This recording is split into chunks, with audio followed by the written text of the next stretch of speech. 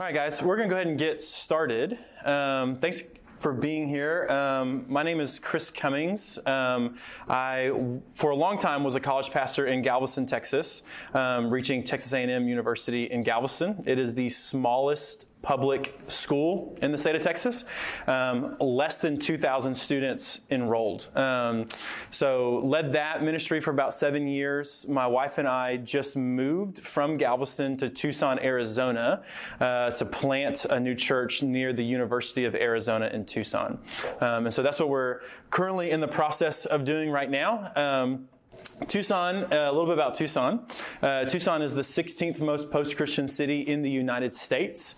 It is the 12th most unchurched and de-churched city in the U.S. It is one of the most churchless cities in the U.S. We have one church for every 1,700 people. To put that in perspective, Dallas has one church for every 275 people. So unless every church in our city becomes a mega church by Sunday, we literally do not have the square footage to reach our city. And so our hope is to plant a church in the middle of the city, strategically next to the university, in order to multiply and plant more churches all across our city so that one day, by the grace of God, we will see the city of Tucson saturated with gospel-proclaiming, Bible-believing churches. That's our hope. To do that, we have to learn how to multiply the gospel, okay? Which is why you are in this session, I'm hoping, okay? And so what I want to do today is I want to make sure to be able to give you guys just some practical things on what it looks like to really take your ministry from wherever it is now towards a culture of multiplication so that we can expand the glory of God, magnify the glory of God in a way that we probably never even would have dreamed to be possible, okay? Now, I'm assuming that because you're in this session, that you have a heart for multiplication. The biggest question probably is how on earth to do it, okay? And so here's what I want to do. I want to give you there's kind of three big umbrellas that we're going to talk through and kind of work our way through when it comes to helping craft and create a ministry that is centered on multiplication as a growth metric versus addition. Also, real quick, before we dive into this, does everybody understand what I'm meaning when I say addition versus multiplication? Nods? Okay, great. So real quick, just also with that, just in case, addition is really the idea of we're trying to grow our ministry. We're trying to add as many people to our ministry as possible and get our ministry as big as possible. Nothing wrong with that. Multiplication mentality is how are we raising up leaders? How are we multiplying influence and maybe sending the gospel into other pockets of campus or pockets of our cities that currently that no one's reaching, okay? Those are two very different mentalities. Both lead to growth, okay? One is going to lead to cities and campuses being saturated with the gospel, okay? And so what I want to do, three umbrellas when it comes to kind of multiplication mentality of ministry that we're going to walk through. They all start with C because I'm a good pastor and a good Baptist, and they all have to start with the same letter, okay? So here they are: conviction, culture, and constructs, okay? Conviction, culture, and constructs. If you're going to lead your ministry from addition of how many more people can we have to multiplication for the glory of God, you have to have all three of those things: conviction, culture, constructs. Now, let me break those things down. That first one, conviction, here's what I mean by that. You have to have, if you don't already, and again, I'm assuming that you do because you're in this breakout, you have to have, you and whatever core leadership team you're a part of or a part of your group has to have a deep conviction that multiplication and making disciples who make disciples is not just, actually, can we close this door real quick? Because I'm going to get loud and, oh, Mitch already closed his door. Way to go, Mitch. He probably did that because he heard me. What you and your team has to have is a deep, deep, deep conviction that making and multiplying disciples is not just an option for the church, but that it is the game plan for the church. Okay? There's a big difference between seeing multiplication as an optional thing that we can maybe do. If we have the time, we can make disciples, versus it is the roadmap ahead for the church to take ground in this society. I'm going to argue that multiplication is not just a good strategy. I'm going to argue that it is God's chosen strategy for the church, okay? I'm going to give you 3 reasons why. The first one is this. Why multiply? The first one's this. God commands it, okay? He literally just commands it. The very first command that God gives humanity after God creates humanity is what?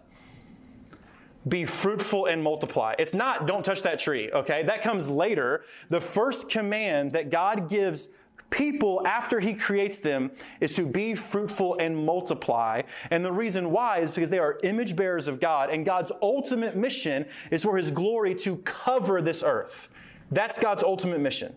And in order for that mission to occur, humanity is to multiply so that there's more people reflecting the glory of God and then covering the earth with his glory. Okay? God's very first command to humanity, be fruitful and multiply. God's very first command to Noah after the flood subsided and he got off the ark was what? Be fruitful and multiply. When Jesus comes onto the scene before he ascends back to the Father, he gives a command to his disciples. We call it the Great Commission. That Great Commission is to go and make disciples. But at the heart of it all is what? Be fruitful and multiply. Okay, here's the Great Commission in Matthew 28, 18 through 20. And Jesus said, and Jesus came and said to them, all authority in heaven and on earth has been given to me. Go therefore and make disciples of all nations, baptizing them in the name of the Father and of the Son and of the Holy Spirit, teaching them to observe all that I have commanded you. And behold, I am with you always to the end of the age. Okay? Here's what I want you to notice. 3 things about this passage that Jesus gives to his disciples. Okay? The first thing is this. There is one command in this Great Commission. A lot of times we see multiple commands that Jesus says here. He's like, okay, he says to go, he says to make disciples, we should baptize them, we should teach them. We see 4 or so commands. There's really only one command in the Greek text that Jesus gives here. Everything else is what's called a Greek participle. And what a Greek participle does is it helps define the main verb. There's one main verb. Everything else helps define the main verb. That one main verb is simply this: make disciples. That's what Jesus tells his people. Make disciples. Everything else defines what it means to make disciples. Which means that when Jesus gave us the Great Commission, here's what he did. He told us what we should be doing, make disciples, and in the same breath, he told us how we should do it. Okay? And how he told us to do it is this. The first thing he says is to make disciples, that you should first, to do that, you should go. That word go in the Greek should be translated more so to the idea of as you are going. Not go over there and make disciples. It's as you are going. As you are living your life. Wherever God is sending you along the path of life, as you go, you make disciples. You don't need to leave your context to go somewhere else. It's wherever God is sending you. Okay? And so he says, as you are going, so we make disciples as we're going in all of life. And then he says we make disciples by baptizing them in the name of the Father, Son, and the Holy Spirit. We baptize, that word, that idea of baptism is really the first act of obedience to someone who has chosen to follow Jesus, right? And so we see this idea of baptizing people in the name of the Father, Son, and the Holy Spirit as this idea of evangelism. Right? That in order to make disciples, we need to make disciples everywhere that we go, as we are going. And part of making disciples means that we are leading people to faith in Jesus Christ. That we are evangelizing the lost, leading them to faith in Christ. And then he says to teach them all that I have taught you, all that you've observed, right? In order to teach them, this is this idea of what? Discipleship. Okay? So when we talk about disciple making and multiplying disciples, we were talking about 2 things that work together. We like to say in our church that it's 2 sides of the same coin. Okay? One side is evangelism and the other side is discipleship. Disciple making involves both, and it has to involve both, okay? Two sides of the same coin of disciple making is evangelism and discipleship. But notice here, okay, that whenever Jesus commands his disciples to teach them all that I have commanded you, in order to teach people all that Christ has commanded them, they have to teach them how to go and make disciples of all nations, baptizing them in the Father, Son, and Holy Spirit, and teaching them to observe all the commands. Because one of the commands that Jesus gave was to go make disciples, right? So here's the thing. The Great Commission does not say, go therefore and make converts. The Great Commission does say, go therefore and make disciples. And disciples are made fully whenever they are equipped and ready to make more disciples. Because in order to fulfill the Great Commission fully, you have to teach them how to make more disciples. That makes sense? Okay? So even in the Great Commission, what we find is that we can't fulfill the Great Commission without multiplication, without teaching our students and teaching our people how to make disciples for themselves, who make disciples, who make disciples, who make disciples.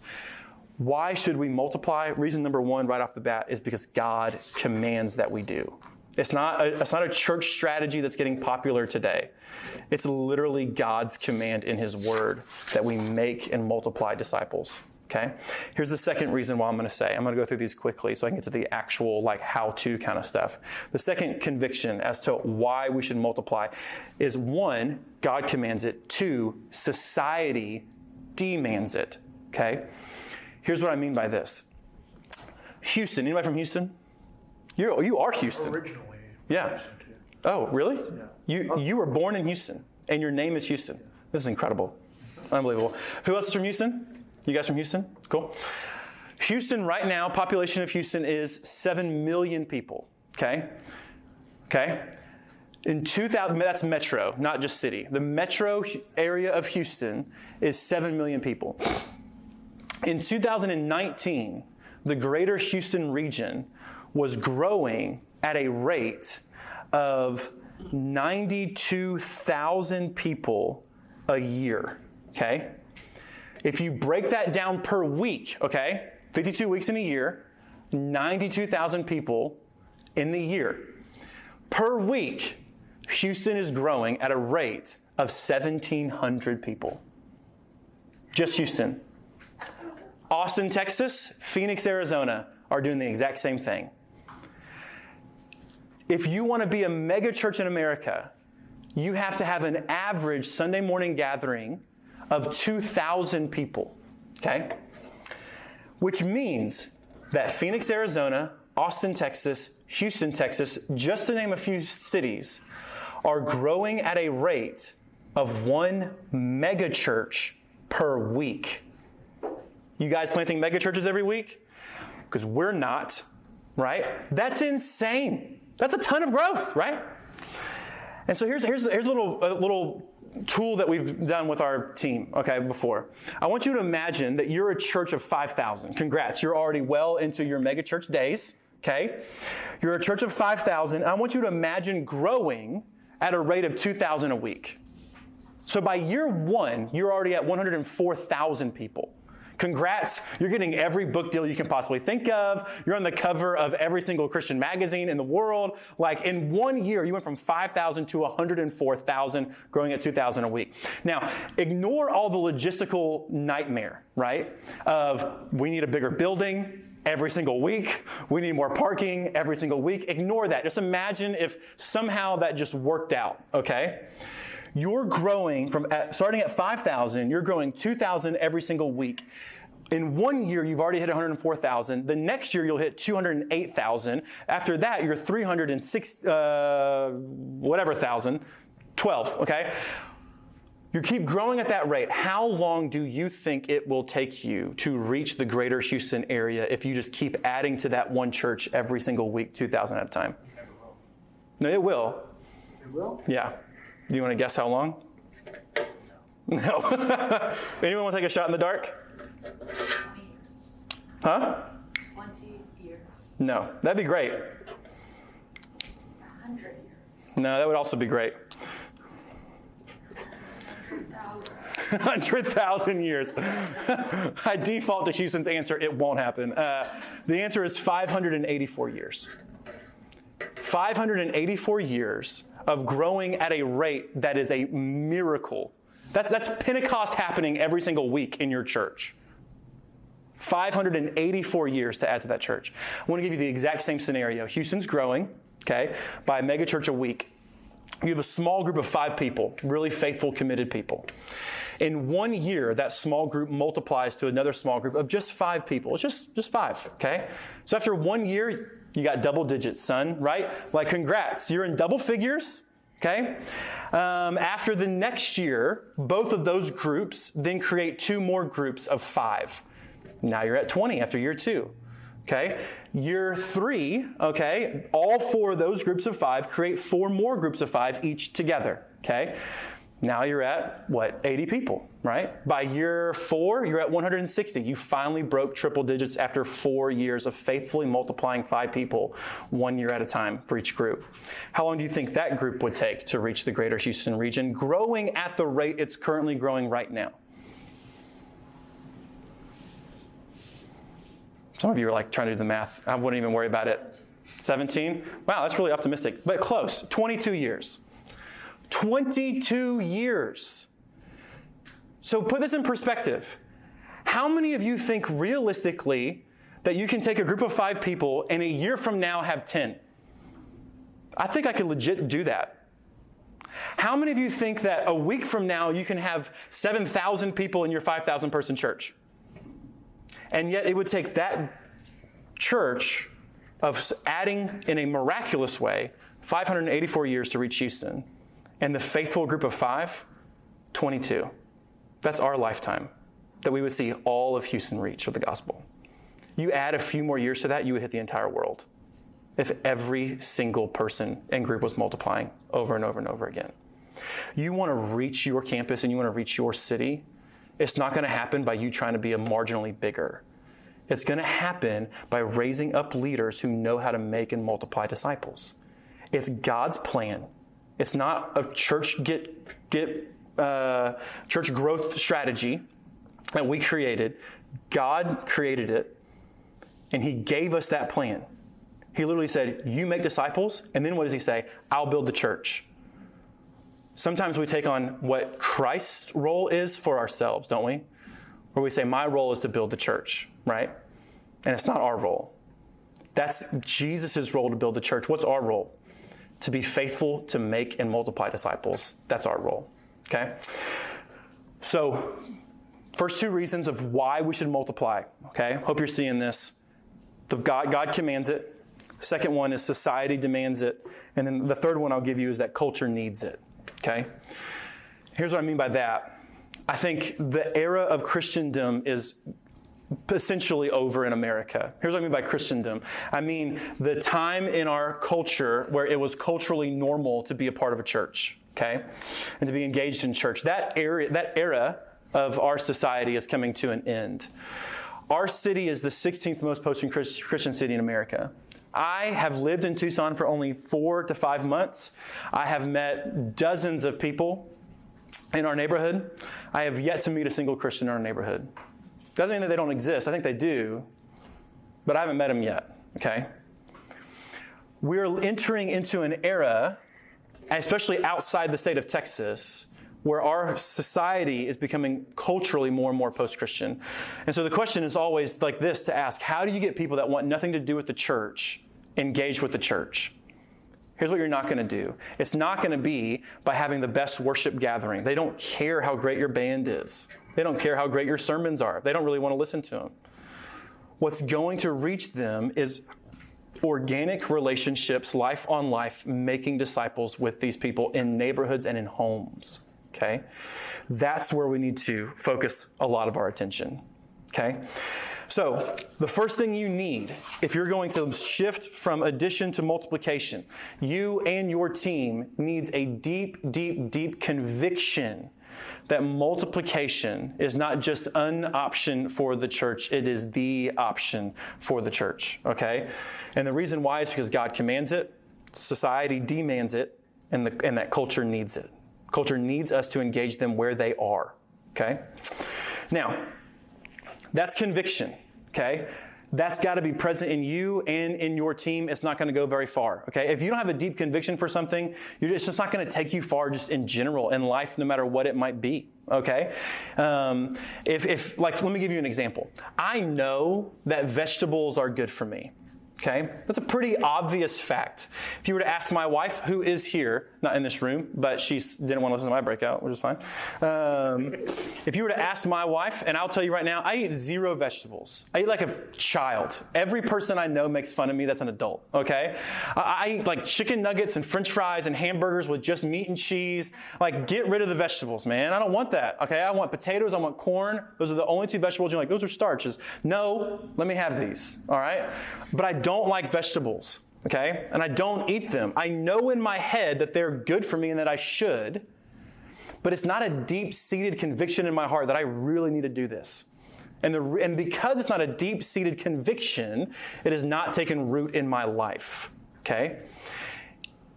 If you want to lead your ministry this way, you have to have a deep, deep, deep conviction that this is the way to move your church forward and to move your ministry forward, okay?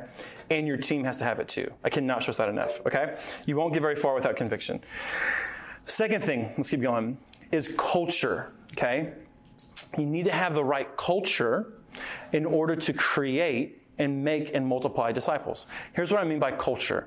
By culture, what I mean is the right environment in which disciple making can flourish, okay? Think of, like, if you're a gardener or a planter or whatever, and you want to plant something, right? You got to have the right environment for that thing, for that, let's say, vegetable or whatever, that flower to grow and blossom, right? In order to have the right environment, you got to have the right soil, you got to have sunlight, you got to have water, all those things create the right environment for these kind of things to grow, okay? We just moved to a desert. Not a lot grows in the desert, okay?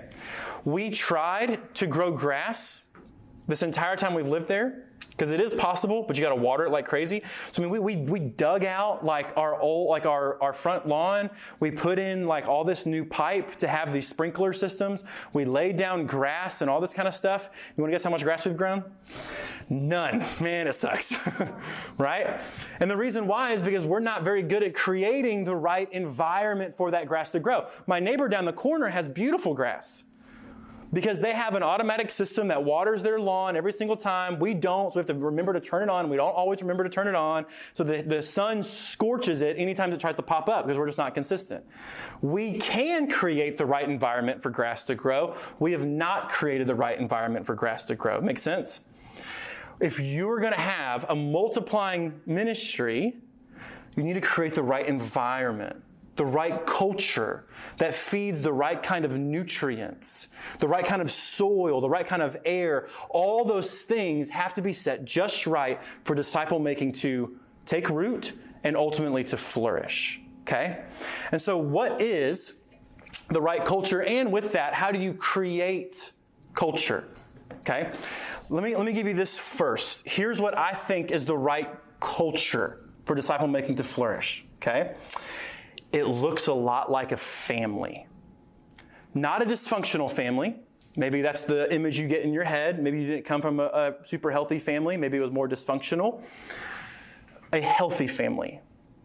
Disciple making flourishes and takes root in ministries where we have a healthy culture that resembles and reflects a family, okay? Now, I don't have a whiteboard, and I totally botched that, so this is my bad.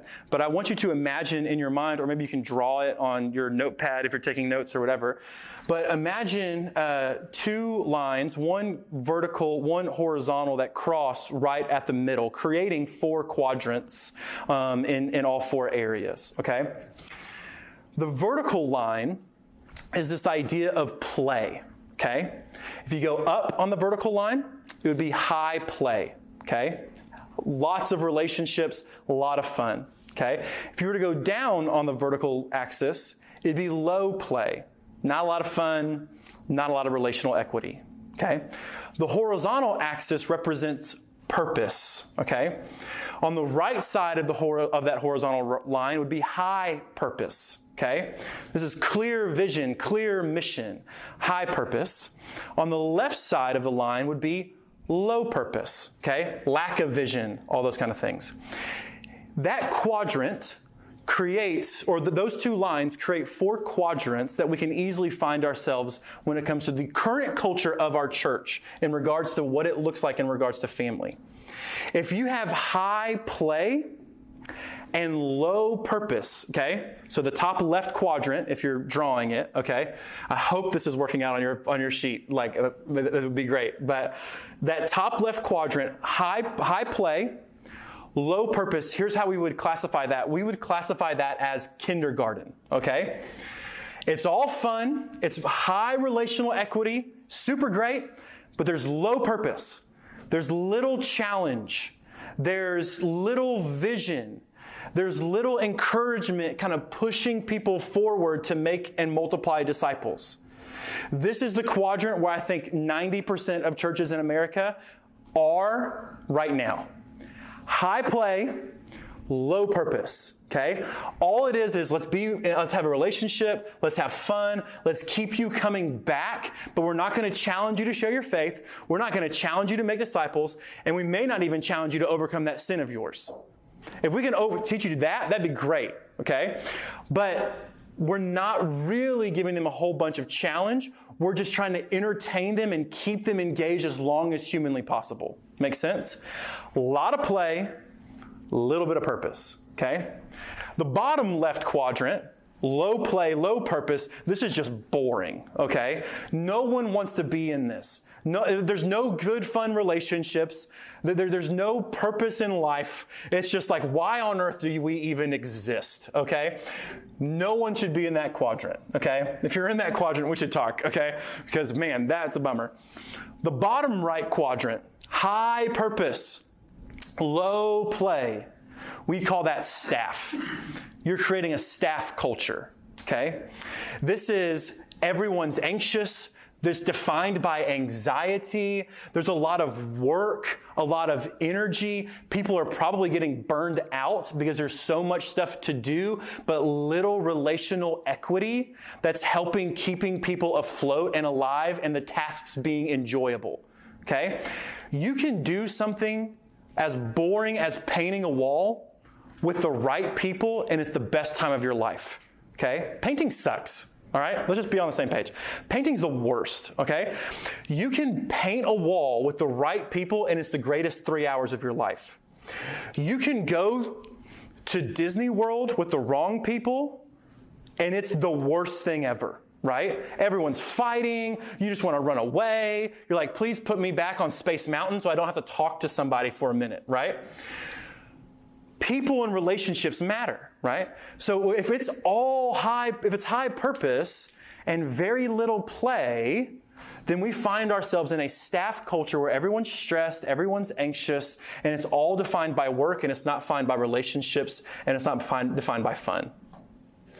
The top right quadrant, the perfect balance of high play and high purpose, is what we call a family.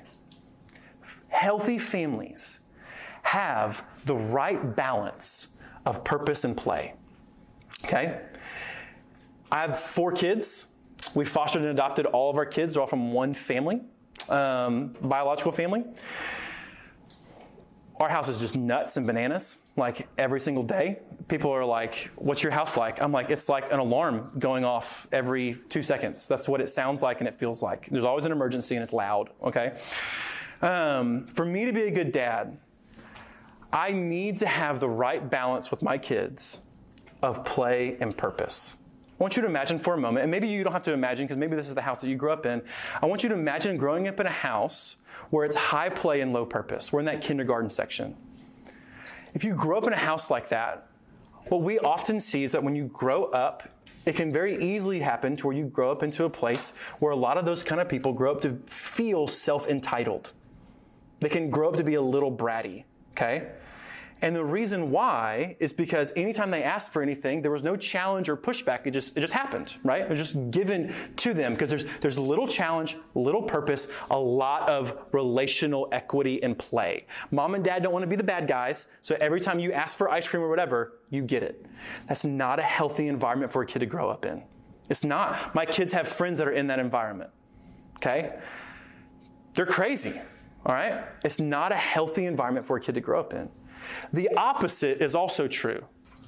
High purpose, low play, defined by anxiety, the staff kind of area. Imagine growing up as a kid in that quadrant. If you grow up as a kid in that quadrant, oftentimes what's going to happen is you might get to the place where you feel like love is not something that's freely given, but love is something that is earned. Because the only time you heard that your parents were proud of you is whenever you did enough good things, because the culture of your home was defined by work and not play. Healthy homes have the right balance between play and purpose. Okay?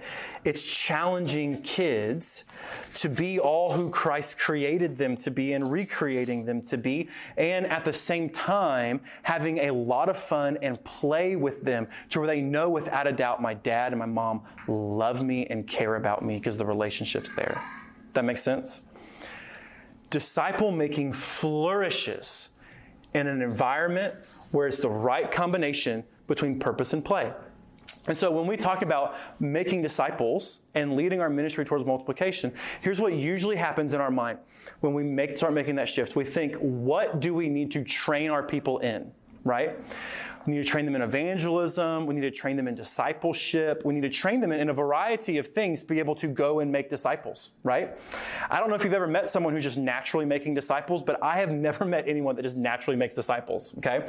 Most of the time, our people need a lot of training and a lot of equipping and a lot of accountability to go and make disciples.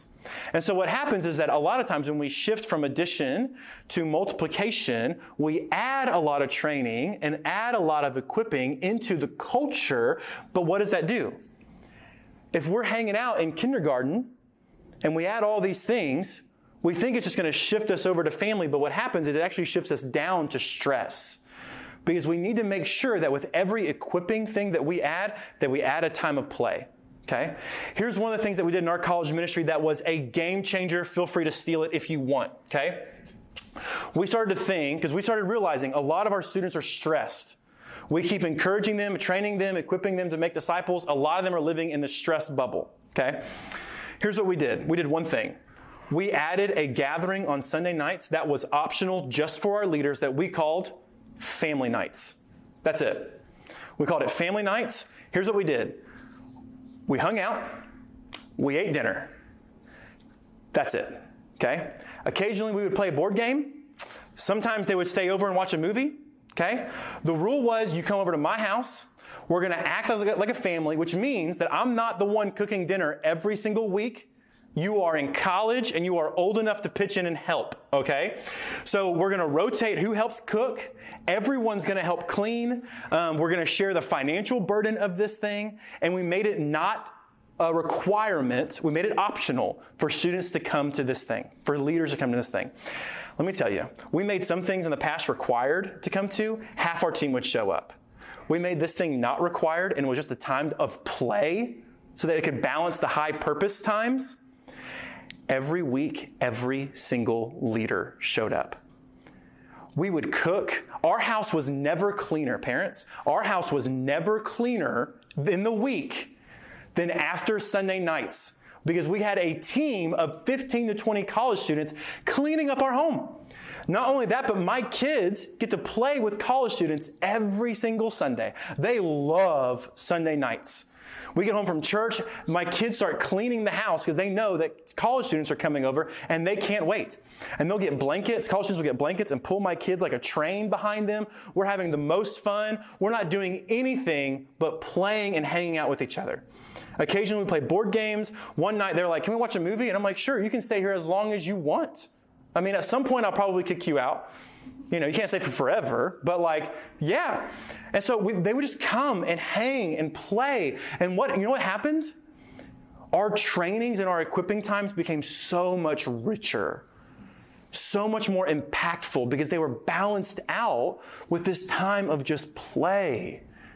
If we're going to have a multiplying impact, we got to create the right culture.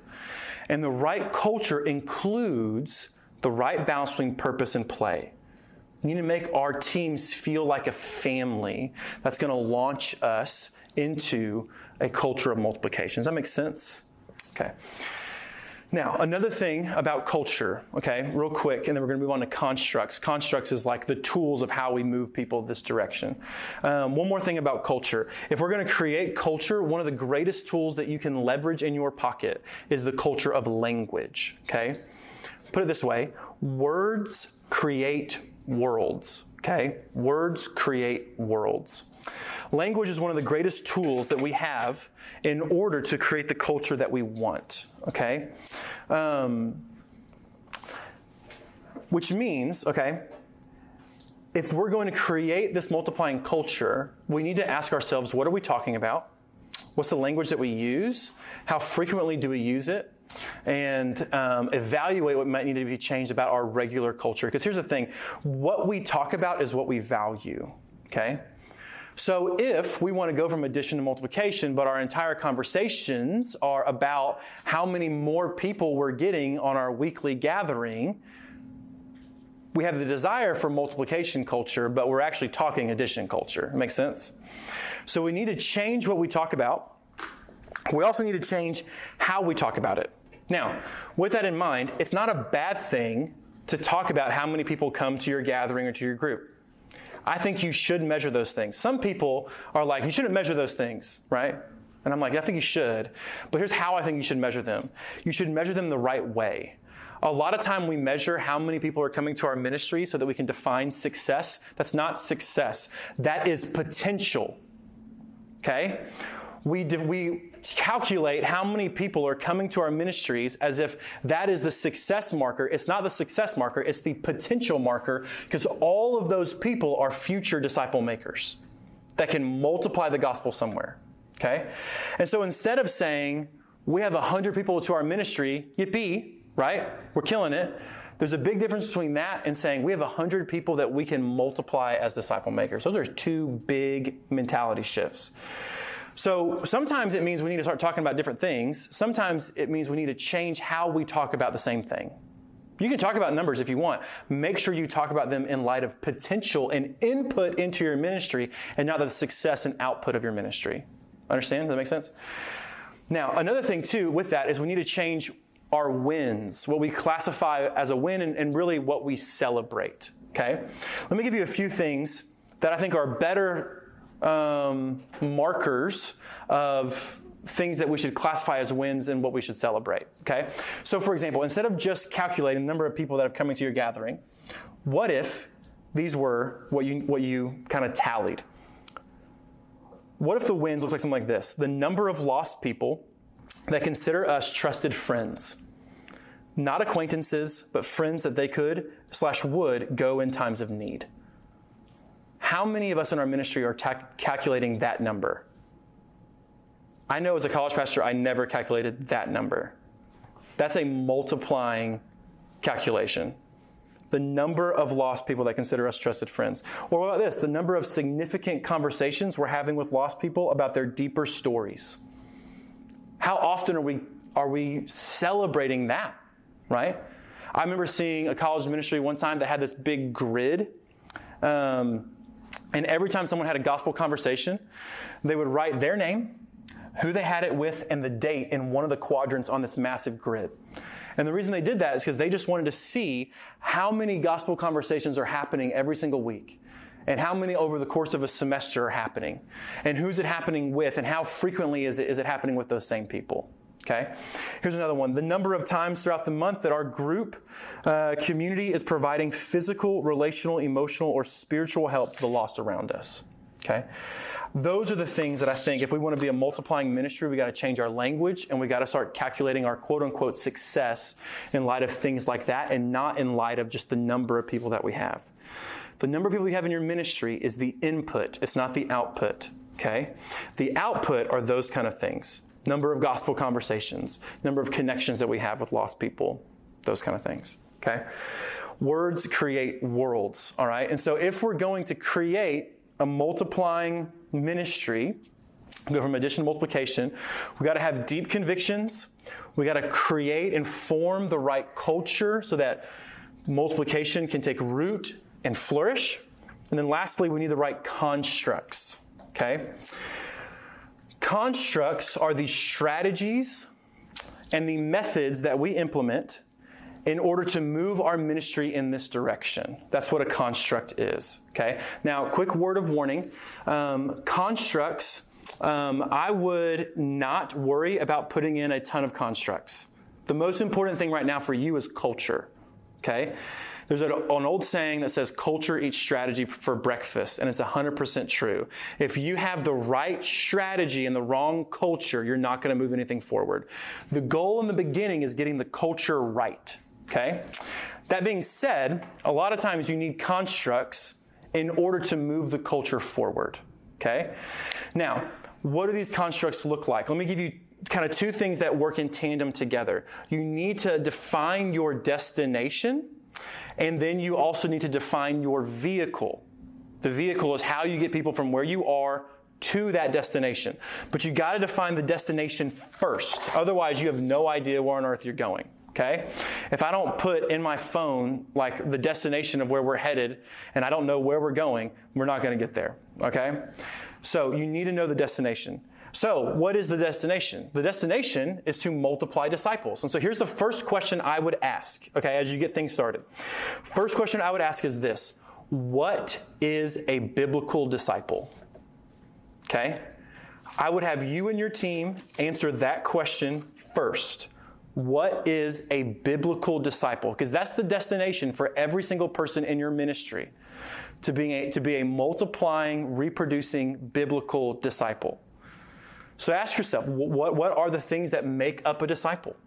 What does a disciple think like? What does a disciple feel like? What does a disciple do? You know, all those are really good questions to help understand what is a biblical disciple, because that's the destination.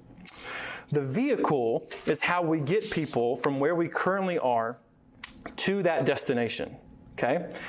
And whenever you create your vehicle, a lot of times vehicles typically look like small groups or Bible studies, but with the culture that you're trying to reproduce deeply embedded inside of it, okay? And so when we think about vehicles, here's some things that we need to keep in mind. They need to be reproducible, which means that it shouldn't be something super complicated. It should be something really simple, really easy, so that we can hand off to somebody else and they can reproduce it and lead it for themselves, okay? Simple and reproducible, that's number one. The second thing is they need to be missional, okay? If all we're doing is multiplying Bible studies for Christians, that's great. But remember, the Great Commission is evangelism and discipleship. Okay? We have to do both. We can't just lean on one side or the other. Okay? So they have to be missional, which means they have to have a missional frontier, a missional target, a mission field. The third thing they need to have is they need to be cultural. Okay? Meaning that they need to have the culture that you want to replicate deeply ingrained inside of it to carry it wherever it is that you're going. Okay? And so crafting that vehicle to get people from where you are to where they're headed is really important. Let me give you the example vehicle that we currently use in our church. Okay, by currently use, I put that in quotes mainly because we're not really a church yet. We've been there for 4 months. The vehicle that we will be using very shortly in our church, and the one that we used when we were in college ministry. Okay, we call our vehicle 242. Okay, that's what we call it. We call it that because no one else has called it that. And that allows us to create language that is unique to us, and because language creates culture, we uniquely call it something unique, okay? We call it 242s off of Acts 2:42, which says they dedicated themselves to prayer, fellowship, and the apostles' teachings, which we now know as the New Testament. So it's prayer, fellowship, and the Word of God. As an overflow of this inward dedication to those three things, God multiplies them across the city of Jerusalem. Okay? I don't believe that there's an Acts 2:47, which is God added to the number daily, those being saved, without an Acts 2:42 of this inward devotion. So some of the language that we use in our church is that we believe that inward devotion leads to outward multiplication. Okay? That's a conviction that we believe. Okay? 242s are meant to embody the idea and the spirit of Acts 2:42. Okay? And so what do? Well, if you look at Acts 2:42 through 2:47, the early church is engaged in three different directions. They're dedicated upwardly with their relationship with God, okay, through prayer and through the apostles' teaching. They're dedicated upwardly with their relationship with God. They're dedicated inwardly with the other believers. They're dedicated to the fellowship of the saints. And they're dedicated outwardly to the missional frontier, right? That there are people outside of the church that they are having favor with, that they are sharing the gospel with, that are putting their faith in Jesus. So we would say that there's three directions, up, in, and out, that they're dedicated to. Our 242s are dedicated in all three of those directions. So here's what that looks like for us. Every single week, our 242s gather together for Bible studies. Why? Because that's an upward direction where we can nurture our upward relationship with Jesus. Every month or 2 months, our 242s have a night of prayer where they come together to seek the Lord in intimacy and in intercession on behalf of their neighborhood and their missional frontier. Okay? Those are upward rhythms. Inward rhythms look like organized and organic times together. Okay? So it might be, hey, put it on your schedule. We're all going to the movies this day. Or it might be, hey, last minute, you want to come over for dinner. Okay? It's organic and organized times together. It's a balance between play and purpose. It looks like a family. Okay? Our outward times look like service projects, dinner parties at our house where we invite every unbeliever we can possibly think of to come hang out at our house and we can enjoy each other and have conversations and all those kind of things, right? Constant rhythms of up, in, and out. Why? Because that's the kind of culture that we want our people to be. We believe that a true biblical disciple has all three of those relationships and they all need to be perfectly balanced with each other. And so our groups help nurture that kind of rhythm by having those same three directional rhythms. That makes sense? And so all of our 242s are led by a leadership team with a distinct mission field with that kind of culture of up, in, and out. Another way to put that would be abide, family, and mission, that we want to be an abiding family on mission together is the full sentence that we would use. And then every single 242, the goal is to multiply to a new missional frontier, to raise up new leaders and disciple new leaders so that they can take the gospel to another place that they feel like God's calling them to take it to. Maybe it's their neighborhood, or maybe it's a people group, or maybe it's a workplace, or whatever it might be. That is the vehicle that we crafted to carry the culture being for us an abiding missional family, into every single neighborhood in Tucson, Arizona. And so we want to define what does a disciple look like. In our case, it's up, in, and out rhythms. And then the vehicle helps move people from where they are to where that destination of where you're wanting to lead them. Okay? So getting started, okay? Last thing. Here is what I would recommend to get started moving in this direction with your ministry. Okay? The first thing is this. After you have your deep convictions and your leadership team has the same convictions with you, okay? First thing I would do is determine your destination. And by determining your destination, what is a clear language that you want to use as to where we're going and where we're moving everybody? For us, it's real simple. We are an abiding missional family. Boom, boom, boom, okay? Where are you going and what's that language look like? Next thing, craft a vehicle to help get you there, okay? Create some sort of group or something that helps going to take people from where they are to where they can be part of the abiding missional family, okay? The third thing I would do is I would start small, okay? You got your destination, you got your vehicle to get there. What I would do is I would only put a few people in the car, okay? Your top leaders. I would bring them into the vehicle, into what we would call a 242, and I would model that for them and lead them through that for a while.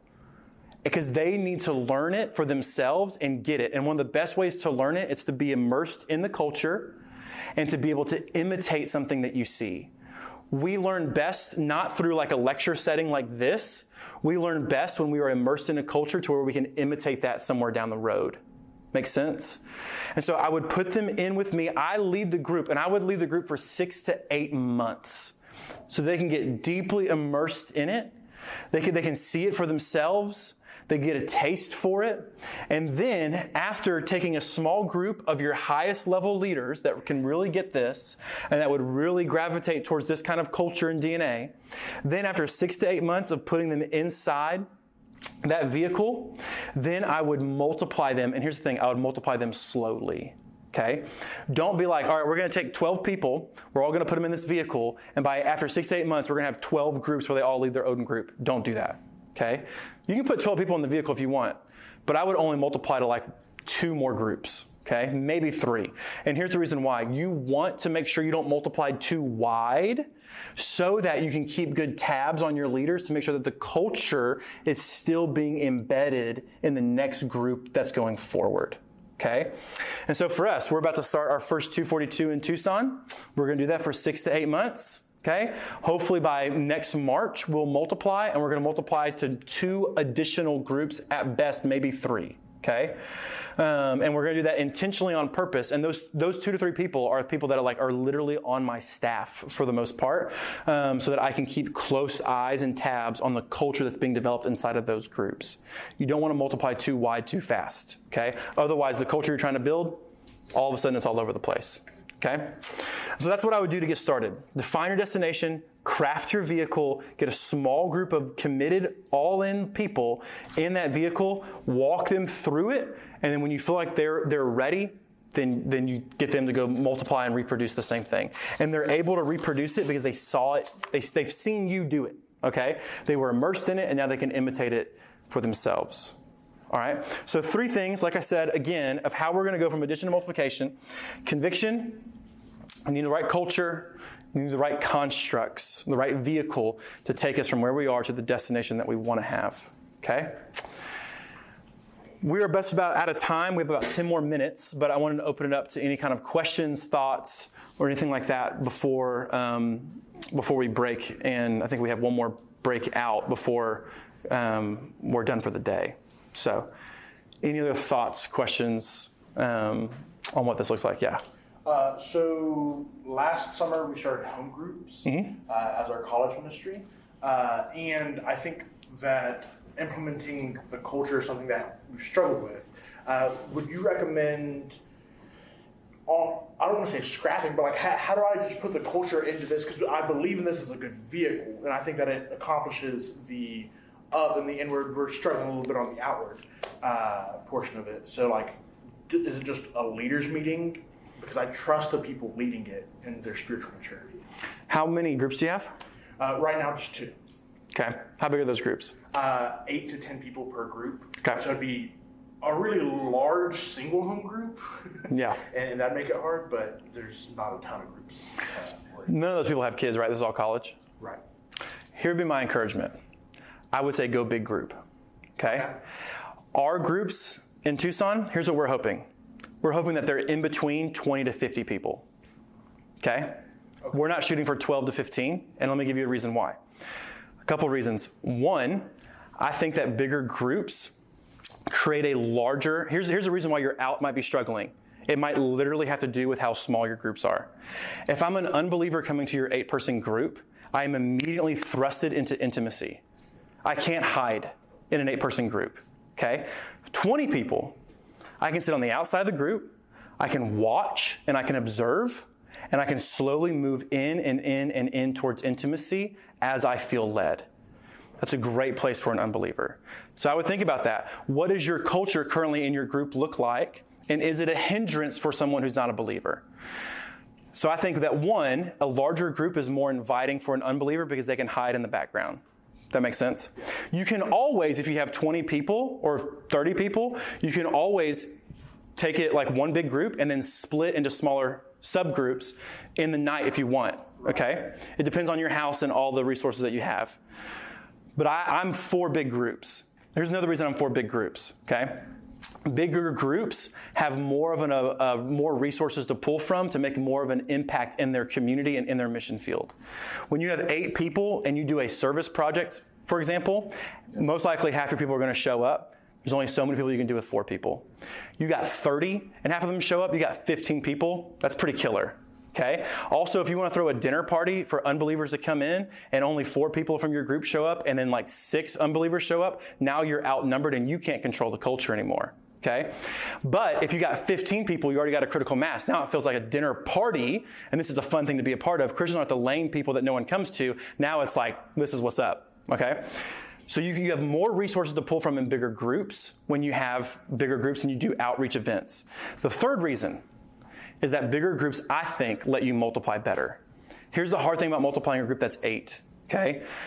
In order to multiply that, someone from your group has to leave their friends and go start something else. You multiply a group of 30, that person who wants to go multiply can leave and take their friends with them without hindering the group they're leaving, which means that now they already have people in their corner and they already have a team they can go multiply with. So my advice is I would go big. That'd be my encouragement. I would almost put all those people together. I would have you lead it so that you can craft and create the culture and model that for your people and then have them go and replicate that group. And I would really encourage you, you don't have to, but I would encourage you to consider going bigger groups. Yeah. But that's a good question. Any other thoughts or questions? This is really good. It's a lot to take in. It gives a lot of content. But it's thank you. Yeah. This process is a long process, okay? We shifted our college ministry from addition to multiplication, and it took us a solid 2 years, maybe at best a year and a half, before we felt like everybody was really on board. And even at that point, not everybody was on board. It's just really, really tricky, okay? And so give yourself some space and some time. There is no way in the world that we can cover this in the detail that we need in an hour-long session. A few resources that I would give you if you want to take it further, there's really only one phenomenal resource that we've had over the course of time, is there's a group, the guys here, called Elementum. Are you with Elementum? No. Oh, you should be. Yeah. There's a group called Elementum, okay? The leader is a guy named Andy Abramson. He's a phenomenal friend. He helped us tremendously, but here's what they do. They coach you along the way. So instead of just giving you like a one lecture and then releasing you to try all the things of creating culture and constructs, which is a lot, they walk you through every step in the process, which is really, really helpful. So and it's one-on-one coaching. It's not like you're thrown into a classroom. It's like him or his staff is there with you, coaching you through this, and then every time you meet, you're taking next steps towards creating this culture. And so if you would like, I can get you in contact with Andy and at least just learn more about what they do. But that's a phenomenal resource in order to help create this culture over the course of time in your ministry, because it does take a long, long, long season of period of time. But if you can get it, you can multiply like crazy. Okay, and that's the thing, is you are sacrificing fast growth for long-term multiplication. It's a good sacrifice, okay? It's a worthwhile sacrifice. Our church is not going to be in the top 100 fastest growing churches. We might be, by the grace of God, one of the best multiplying churches in the city of Tucson. I'd much rather be known for that, so. But if you want to learn more from Andy, talk to me after, and I can give you his number and try to get you in contact with him. He has been a really helpful resource. But yeah, I know it's a lot. Mitch was like, can you talk about how to shift? And I'm like, oh boy. 1 hour for a year and a half of work. Let's do it. Yeah. Were you going to say something? I was going to say, very practically, I have a very small house. So is it literally just... One, I think you'd be surprised how many people you can fit in your house. Make sure people carpool, because cars is a situation. And then I would just ask, is there someone that you know in the church that maybe has a bigger space that could open it up?